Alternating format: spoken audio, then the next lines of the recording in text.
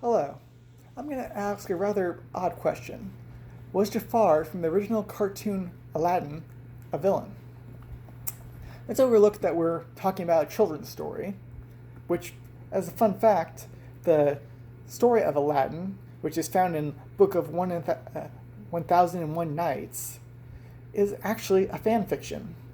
Antoine Gallet, a French author that comprised the book of Arabian folk tales, actually added that story in of his own creation. So it may not be the first fan fiction, but it is one of the first known to man of an author adding his own spin on a story.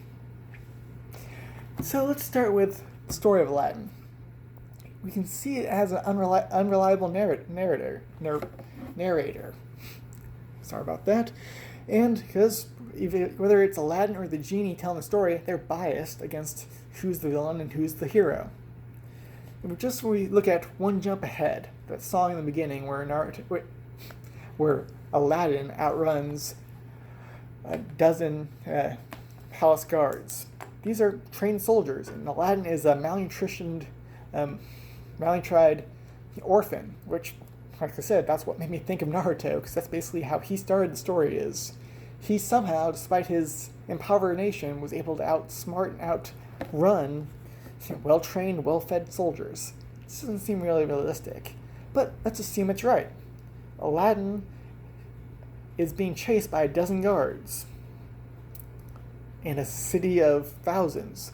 So that tells you that bread thief is one of the last vestiges of the criminal element, if that's the manpower they can put to that one thief.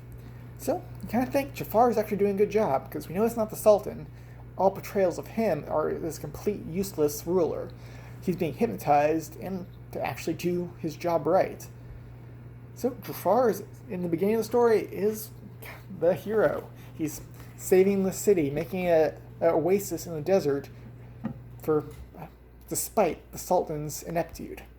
That is until Jasmine comes of age. She has to marry a prince before her next birthday, which is like in 3 days. And that prince is going to be Sultan next. And Jafar's going to be out of a job at that point. He's not likely going to be carried on to the next Sultan. So Jafar is now at a pinch because he wants what's best for his city, and now the law is going to have some foreigner come in and rule the place. So you can understand why he goes to some extreme lengths to try to stay in power. And as we can even assume with the unreliable narrative, that Jafar does reach moral decline as the story goes on, but initially it was all for the good of the city. Yeah, he was trying to find the lamp to become the next sultan so he could keep things going well, and he'd even have 2 more wishes to do whatever he wanted with. So, but because things don't go his way, because Aladdin, secondly, let's think about Aladdin. He's a thief, a liar. In retrospect, getting rid of him for when he has the lamp would probably be the best thing for the city. We didn't know that he has a heart of gold that he'll eventually shine through. Jafar just knows him as a criminal that might have his hands on some serious power. So, while killing him was not the best option, if he was thinking more clearly, he'd just actually give him the reward he wanted. Pay Aladdin, even giving him a job, and the story would have been over right there. But Jafar just lost it at the end, and the story paints him as a villain.